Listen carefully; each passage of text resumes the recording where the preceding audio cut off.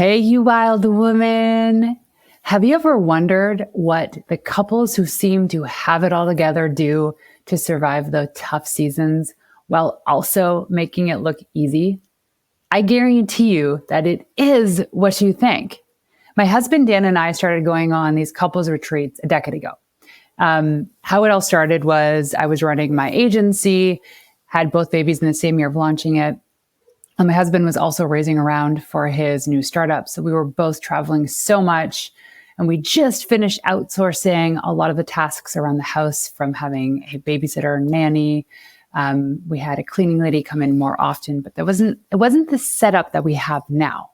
And it was the couples retreat was kind of the first investment of our time into actually my husband convincing me that I needed to get on board and delegating. Now, he wrote the book, Buy Back Your Time, which is all about delegating. And so to think that I'm the first person he had to teach all these principles was a pretty good measure for us. And it worked, but there was a lot of convincing. So we learned over the course of early on in a relationship. You have to understand, we were only really dating for just over a year when I got pregnant with Max. And so babies were a very large part of our life from the very beginning of our relationship. And we didn't have that honeymoon stage where we were doing a lot of things together.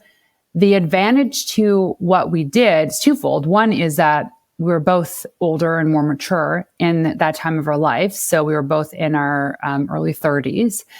We'd already had previous relationships. I'm not saying these are the prerequisites to having a good marriage, but for us, when we found each other, we had already kind of survived the 20s. And so when we came together, we had our children the same year of me launching an agency and my husband doing startup stuff, traveling all over the world. We knew we needed to both get on the same page. And one of the biggest things that we did was to apply business-like philosophies to our family life. It's really tough for some people to conceive what that looks like. I had a friend, an acquaintance of mine. Her husband's an entrepreneur, but she's not. And so she doesn't have that entrepreneurial mind, which is fine. She's an incredible mother.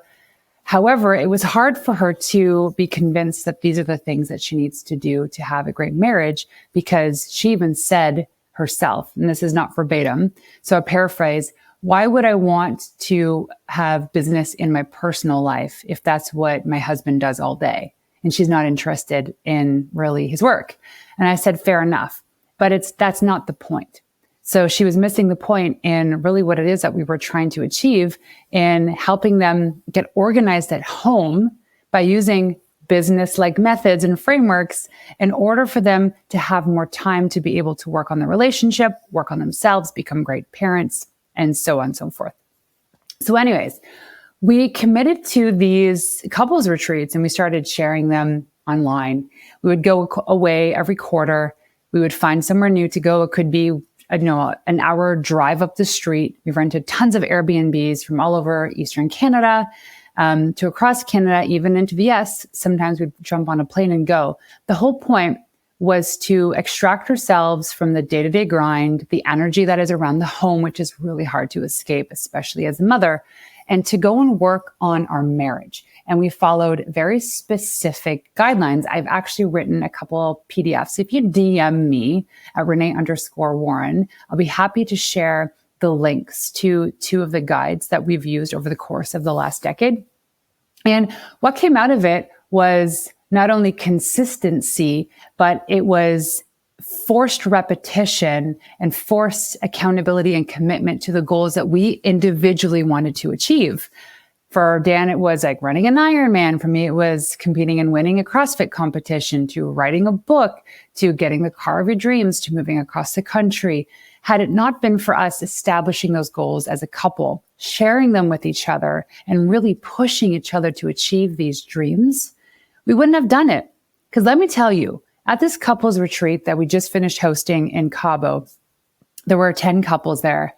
And one of the most important things that came up, and there's actually research that shows this too, amongst all these couples, they knew that their success in life, however that was defined, was because of the partner that they choose to do life with.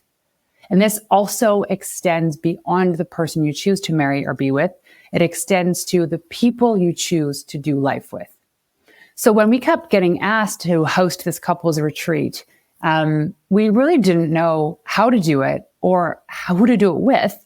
And so when we met and became close with Chris and Melissa Smith, who run the family brand, we spent time with them in Croatia. And then before the retreat too, we did a week together in Cabo as a family. We knew that they were a family we wanted to do life with. And so when it was determined that the person you choose to spend your life with is probably the most important factor on your success, whether it is losing weight, becoming sober, landing the job of your dreams, writing a book, think about it. If you're, for instance, trying to get sober and it's really important for you that this is something you're doing for your life for the rest of your life, if your partner doesn't share those same values, it is really going to be hard for you to achieve sobriety, right? Another factor would be losing weight. Say as a couple, you're both, 20 to 40 pounds overweight, and somebody is really adamant on losing that weight. They want to get healthy. They want to have more energy. They want to sleep better, feel good in their body, have more confidence. And they start dieting. They start working out. They start eating better. They start doing the things that they know they need to do to actually achieve that goal. If the other partner doesn't follow suit, it makes it so much more difficult for the other person to achieve their goal, or it takes longer, or they give up too soon. And so why it's so important that we go on these couple retreats, why it's so important that we decided to host this couples retreat, was because we wanted to motivate, inspire, encourage other couples wherever they are in their marriage, to meet them where they are, to join us to create these events for themselves, to understand the frameworks and the methods that we use, Dan and I, as well as the Smiths, and how we were able to grow and prosper in a relationship. So what's really cool about Chris and Melissa is they have 5 kids, and they shared the story publicly. After their first 2 boys were born, they'd separated for a while because it was tough. They weren't committed to the marriage. They didn't know if they wanted to be married. So they went through all of these things to actually fall back in love with each other and to recommit. And then after that, they had 3 more kids. So they figured something out. And in that figure out thing, they created the family brand, which is a program that Dan and I went through a year ago, which is absolutely incredible. I won't share too many details in it, but I will put the link to the family brand in the show notes. If you want to go check it out, Chris and Melissa Smith, they do a lot of great things for people to create and establish really meaningful, intentional families. So anyways, we come together to co-host this retreat. And when it was all said and done, we had 10 spots open, so 10 couples. It sold out like that in a day off 2 Instagram stories. So we knew there was something there. So we put pen to paper, came up with an idea, decided to host it in Cabo, and invited all of these couples to come in, showed up, and it was a 2-day event. And it was so profound. I knew going into it that I would be honored to stand in front of these couples to teach them about some really cool methods that Dan and I use for our marriage, but also knowing that I'm sitting across the table from couples that have been married for 33 years and have a beautiful relationship with incredible children. So the point of it was to kind of learn from each other, but also to teach these people the frameworks to level up. Every single person in that room and throughout the weekend were there because they wanted to do something for themselves, to grow individually and as a couple, and to become better parents and to become a better family for their community. So the people that were there were intentional. And most of the stuff I learned from the speakers that were there, so Chris, Melissa, and Dan, but I learned a lot of little nuggets here and there from having conversations with people who have a beautiful family life. And so I want to give you a couple of the really exciting, cool, easy to implement things that I learned over the course of those 2 days hanging out with these incredible couples at the couples retreat. There's really 5 of them. Well, there's more, but 5 is what I put down because I don't want to overwhelm you. Some of these things might reflect on what you're already doing, or it might give you inspiration and stuff that you can execute right now within your relationship. But again, if you have any questions about those guides or what it looked like, DM me on Instagram, Renee_Warren, and I'll be so happy to share that with you. So starting with number 1, what I realized, because one of the things that came up with the question that Chris asked is, what is not working in your life right now? And we kind of kicked off the retreat, just diving right into the deep stuff, no fluff. And I know this by doing the artist's way, that you're supposed to write down the first things that come to your mind. And this was something that I was avoiding. As Chris says, the conversations you resist are the ones that you're really supposed to have, if that's with yourself or with somebody else. And one of the things that I was resisting was having more connection with my boys. See, I feel like I work too much, that I felt that working was an escape. And I don't know if you feel that way too, but sometimes it got a little bit too much where I was doing busy work. It wasn't necessarily fun, but I felt like I was making progress when really I was just spinning in wheels, because what I was avoiding was being with my kids. And I used to be ashamed of saying that because, as society says, if you are intentional about having children, you're supposed to love being with them a lot. And it's not that I didn't love it. It's just that they were actually holding up mirrors to where I wasn't complete in my life. And part of it was I couldn't handle the messiness. I couldn't handle the loudness. I couldn't handle the whining and the bickering. Most people, a lot of moms can, and a lot of parents are really good at this, but there was something in that I couldn't handle. And so what I would do is I would escape in my work. I would go and I would record podcasts, or I would write blog posts, or I would work on client work, overextending myself in order to avoid something that was actually a beautiful gift. So what I did was I had a conversation with Dan. I said, listen, I have capacity in my business to be able to outsource. And he said, do it. So I hired an incredible team to come in and help me do the busy work that was actually keeping me away from my family. Also, the busy work that was not allowing me to do my great work. And so in this, I knew what it would allow me to do was allow me to practice the patience and the acceptance that I needed for my kids. And little bit by little bit, week over week, for the past month and a half, I've been getting more time back in my day to do the things that I love. It could be work, it could be being with my kids, but knowing that now I have more of that flexibility, I appreciate that time so much more. So I ask you this question. If you're in a position right now where you can write this down, what is something in your life you're avoiding right now? The first thing that comes to your mind, write it down. Put it in your notes file on your phone, or if you're working out and driving, just say it out loud over and over again. What is something in your life that you are avoiding? Because that is the thing that will help you feel more complete once you're able to, face the issue or face that responsibility. So the other thing too, I wanted to bucket this in was a couple of the other cool ideas that we learned from families on what we're going to do to implement at home. Dave said that he has 4 kids, or 3 kids, 4 kids anyways. He goes, every child gets a one-on-one trip with both their parents when they turn 15 years old, anywhere in the world. So when Max turns 15, he gets to choose wherever he wants to go in the world, and Dan and I will go with him. And so it's just like the one-on-one time with their kid, because if you have multiple children, we often don't get that time. I thought that was cool. Another family says no gifts at Christmas, just experiences. And I remember as a child growing up and looking forward to Christmas so much to get the presents, because I loved playing with toys when I was a kid. I remember that. And so Christmas Day was always so exciting because we got a lot of toys. And it was only the real time of the year that we would actually get these gifts, maybe a couple on our birthdays. So all the toys we had in our house was from Christmas. And I don't want to say I'm a minimalist. I'm by no means a minimalist, but I actually find clutter in my house, on my laptop, in my office, very distracting. And because I have self-diagnosed ADD, it's just there. And if it's in the corner of my eye, it's there. Like the room, as an example, the room that I'm recording this episode in is the spare bedroom in the Airbnb that we're staying at in LA.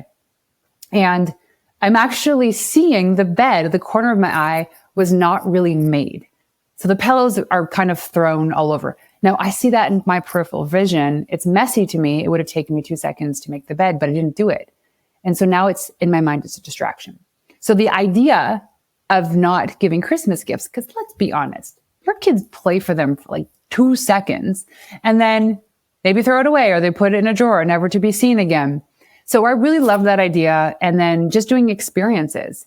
And the cool thing too that I learned that we need to get back to doing was non-negotiable Sunday dinners. So one of the families that said this, they have a younger child and two older children that live outside of the house. And one of them lives about an hour away. But what they created was non-negotiable Sunday dinners where the family would come together so that they were intentional about meeting, breaking bread together, sharing conversations, accountability, and just loving on each other. And it's easier said than done because to actually commit to that means that you have to make space in your calendar to have those Sunday dinners. So moving on to the third point. So Chris Smith, incredible speaker, so much wisdom to share. He talks about possibility. And he said this, that possibility exists, limitation is created. So when we think of our marriage or of parenting, we think about the possibility of what it would be like to have a really amazing, secure, safe, intimate relationship with our spouse, or to have that same secure, safe, rewarding, fulfilling, complete relationship with our kids. That exists. We create the limitations around that. We self-doubt. We create these stories in our head that we just keep spinning and spinning. And this is based on lived experiences or stories that were shared of you or expectations from our culture, our religion, society, the country that we live in. But Chris says, possibility exists and limitations are created. We create our own limitations when it comes to having a really good marriage or growing our business. And in this case, having an incredible relationship with our spouse. So the more I think about that, the more I think about all of the things that kind of stop me from either moving forward with my business or making decisions, and also the resentment that I used to have towards my husband, where those were the limitations that I created, not him. And by the way, most of the work that is required to have a great marriage is not anything external. It's within ourselves. The more that you can work on yourself, the better you can come and show up as a couple. But the thing is that both people have to be conscious, intentional, and consistent about working on themselves. You'll see some relationships where one spouse is really working on the personal development, making sure they're more attentive, loving, caring, all the things that they know the other spouse wants. The other person isn't doing the work. And guess what happens? They grow apart. And then they say, oh, well, she's changed. Well, of course she's changed because she's doing the work. And so it is both couples' responsibility to work on themselves. It doesn't matter how great things are now. There's always that next level. Just like Chris says, that there's no top of the mountain. The mountain is supposed to be forever climbed. And while that sounds exhausting and very limiting, which is ironic, the point is that there's always possibility for growth and to do things better. So next thing is how we often think about all the things that aren't working instead of focusing on what is. So he says, most of the time, people think about all the things in their life that aren't working, and that's what they focus on all the time, as opposed to focusing on the things that are actually great. Our kids have our health. We're able to travel. We're able to eat great food. We're able to sleep in warm, dry, safe places. We're able to work on the businesses we love and be married to the person we want to be married to, as opposed to thinking, oh, he chews too loud. My kids are messy. They're too loud. They're sticky. They always want me. They're whining. We joke around, and even Noah loves this, that Noah's a Velcro child. If he had it his way, he'd be on my lap all day long, and he's 10 years old. And sometimes it gets annoying because I need to move or I need to go to the bathroom or whatever the circumstance. However, on this trip, what I really learned to appreciate is that he wants to do this. He wants to hold my hand and be with me. There's going to come a day that he doesn't want it anymore. There's going to come a day that he leaves home. And that just the idea of that just really breaks my heart that my baby's going to leave home. And so we need to take these moments in our life and just truly cherish them and ignore all the little things that we think that we need to ignore. We need to ignore those stories in our head that we tell ourselves about how frustrating things are. Because really, at the end of it, life is quite beautiful. if we choose to look at it that way. And same with our relationship. Now, unless you have any sort of emotional or physical abuse, I'm not a psychologist, so I can't help you there. However, for the most part, we tend to default to looking at all the things that are crap in our relationship and parenting. So I urge you to move away from that. So lastly is again, Chris's framework, which I love so much, which my husband used on me the day we learned this, and I didn't even know he was doing it. So Chris calls this the authentic conversation framework, which means that you understand that there's a thing going on with somebody and you never attack that person personally. But the framework works like this. So say, like Dan did it on me because I was a little bit overwhelmed by the travel and the couples retreat, just because the logistics with childcare and all this stuff. As a mother, my brain defaults to making sure that my children are safe, despite the circumstance that I'm in. These people paid thousands of dollars to come and be with us, yet I was still having mummy brain. So I was overwhelmed, and then I was taking it out on Dan. Not intentionally. Didn't even know I was doing it, but I really reflect back on it. And man, I was not a very nice person, and I feel bad. So here's how the authentic conversation framework goes.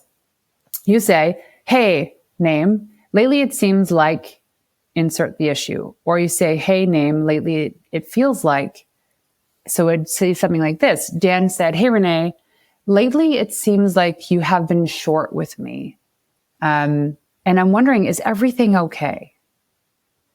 And I was like, oh gosh, I know that I'm being frustrated and a little bit lousy, but that's not towards you. And I'm really so sorry. Oh my gosh, I'm so sorry.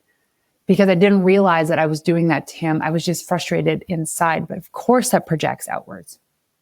So then when you have a little conversation about it, you let them talk and you just listen.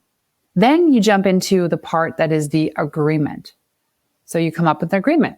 You say something like, I'd love to make an agreement together so that we can change this. Is that okay with you? I'd love to make an agreement together so that we can change this. Is that okay with you? And I said, sure, absolutely. And he goes something like, can we agree that when you are feeling overwhelmed or frustrated about something, can you please just let me know so that I can help you, as opposed to you taking it out on me? And I said, absolutely. And so now what I do, even though it's only been a week, is if I'm frustrated about something, I'll take them aside and say, hey, listen, I'm really frustrated about this. Can we talk about it?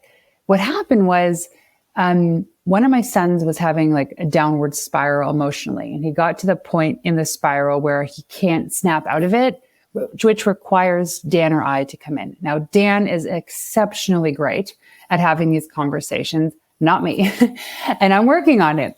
But there was a moment where we were both walking up the stairs, and in several occasions, I felt my hallucination was that whenever I tried to provide value to the conversation, I felt like Dan was disciplining me in front of Max because he maybe didn't agree with something that I said. And I was not trying to be malicious or anything. I was actually trying to help my son out. And as we were walking up the stairs, I turned to him and I said, listen, Dan, it seems to me like most of the time that we have these conversations with Max, you discipline me and get angry at me just as much as you get upset with our son. And I don't like that. Can we agree that in this instance, we will only help Max, and the conversation that you might need to have with me in that moment, we can save for a private moment later? Can we have an agreement on this? And he said, absolutely. And so the why we do this is that it allows us to approach a situation or a conversation without the other person feeling like they're being attacked. Because what we're doing is you're saying, I feel instead of you are. Right? I feel like you're being short with me, as opposed to saying you are short with me. So instead of it being an attack, you're just saying, hey, listen, I feel like this way. I'm not too sure if this is the truth. Maybe I'm not looking at it the right way, but I feel this way, or it seems to be this way. And let me tell you, if you can use these authentic conversation frameworks with your business and employees, with contractors, vendors, on sales calls, whatever the versions of this, it is a game changer. And so we're using this right now, practicing it in our marriage, and also some instances when we're parenting. And it is such a beautiful thing. I didn't even know that Dan was doing it, but now I kind of pick up on it. So, over time you can kind of rephrase it to work for you. But I think it's such a beautiful way to approach those tough conversations. So anyways, if you have any questions about doing a couples retreat, these things you can host yourself, and I really urge you to do so. If you are interested in joining us at the couples retreat that we are co-hosting with the Smiths in 2025, direct message me on Instagram.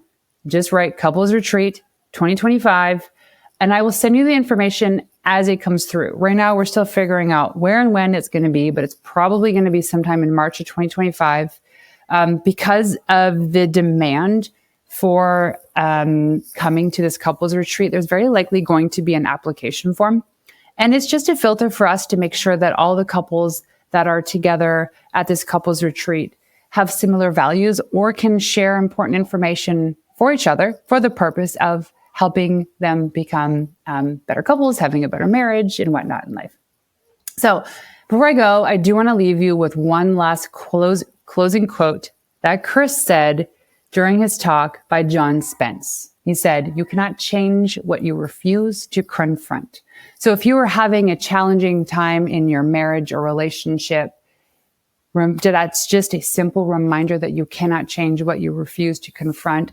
And most of the time, growth in a relationship, it happens on the other side of those uncomfortable conversations.